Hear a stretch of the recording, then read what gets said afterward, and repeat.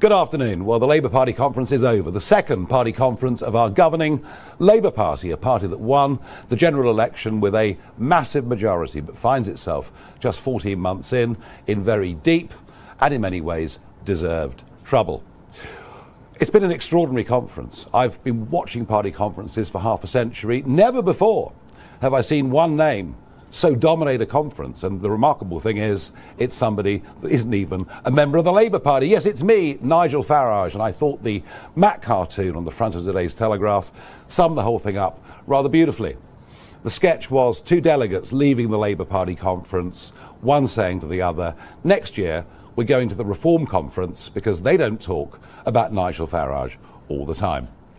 It has been obsessive, whether it's the Home Secretary, whether it's the Health Secretary. It is a constant attack on me and what I stand for and what we as Reform UK, a party that has led the opinion polls now for over 100 polls. It's an attack on everything that we stand for and believe in.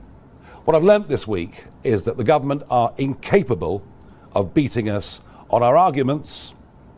And as a result, the Prime Minister has decided to descend into the gutter and all of his cabinet with him. Let us be clear.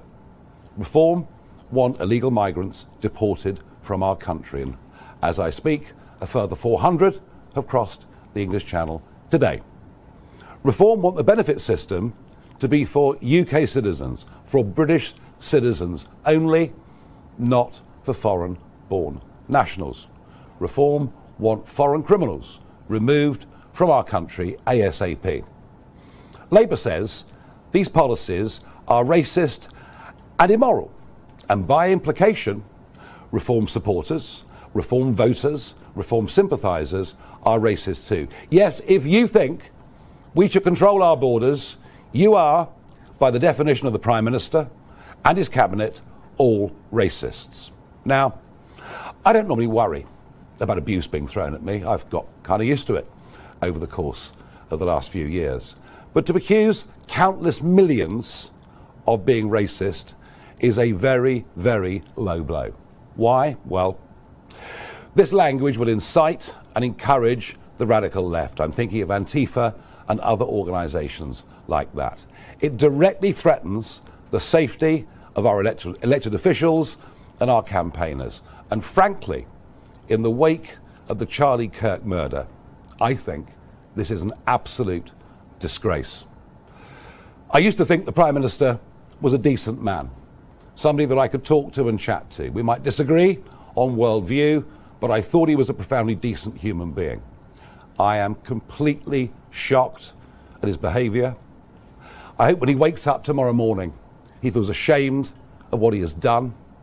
This is a desperate last throw of the dice from a Prime Minister who's in deep trouble, a Prime Minister who can't even command the support of half of his own party. But I'm sorry to say, I now believe that he is unfit to be the Prime Minister of our country. His bizarre attempt this afternoon to invert patriotism and the love of flag was quite extraordinary. This is still the Labour Party of Gordon Brown. Remember that bigoted woman who talks about mass immigration? It's still the Labour Party of Emily Thornberry, who thought the Cross of St George on a van in Rochester was something truly awful. It's a Labour Party that could never accept any sense of English identity, even if it was more tolerant of Scottish or Irish or Welsh identity. Starmer says, I don't like or love this country. Well, let me say this. For 30 years, I've fought for British sovereignty.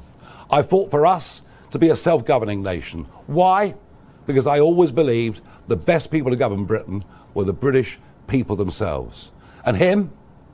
Well, he, of course, didn't like the vote. The greatest result, the biggest democratic mandate ever given in this country, when in 2016 we voted Brexit. Now, he spent the next few years trying to overturn that result.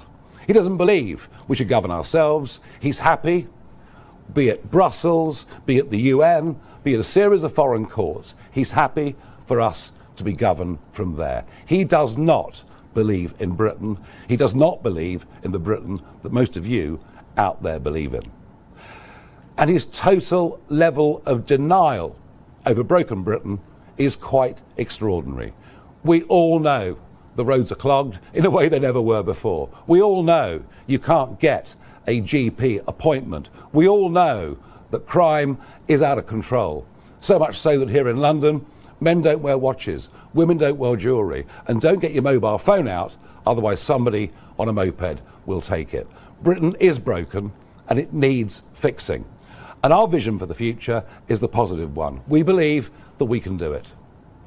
This Labour conference lacks any vision, and we are going to continue, I'm sorry to say, in economic, social and cultural decline.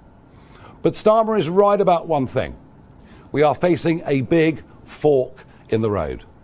He is a human rights lawyer who will bow down to foreign courts and to outdated treaties. And he has no idea of the division that open borders have caused within our communities, or indeed the anger and a sense of unfairness that people feel over two-tier policing and two-tier justice under two-tier Keir. What he and the rest don't understand, and the reason we're leading in the polls, is this country has had enough of a failing, gutless political class. It wants real change. Now look, I'm not a vindictive person in any way at all, but reform will teach Keir Starmer and the Labour Party a lesson next May. Next May are our equivalent of the midterms, when the whole of Wales, Scotland, London and many other parts of the country will go out to vote on the first Thursday in May. We will teach Starmer a lesson next May that British political history will never forget. I am now, as a result of this week and the abuse that has been heaped upon our supporters and our voters, more determined than ever. Don't underestimate that. Labour's conference is finished, but instead of offering solutions, it turned into an obsession with me and Reform UK. Speech after speech, minister after minister, all attacking us. Why? Because they cannot beat our arguments. We say Britain must control its borders. We say welfare should support British taxpayers first. We say foreign criminals must be removed. Ordinary, common-sense policies. Yet Labour brands them racist. And by doing so, they insult millions of decent voters across this country. That is not debate, it is desperation. I once thought the Prime Minister was a man of decency.